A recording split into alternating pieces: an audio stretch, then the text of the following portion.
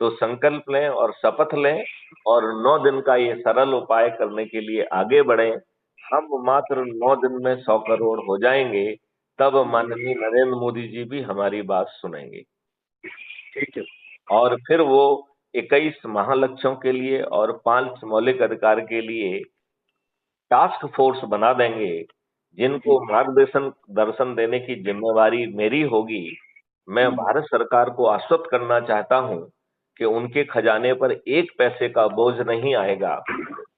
उन्हें जो है 20 गुना ज्यादा भारत सरकार के पास संपत्ति आ जाएगी। राइट?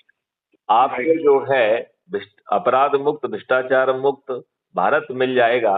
लेकिन मेरी एक शर्त ये भी है कि जब आपके पास 20 गुना ज्यादा पैसा है, तो आपको देशवासियों से टैक्स लेने की जरूरत नहीं है। लिहाजा पहले साल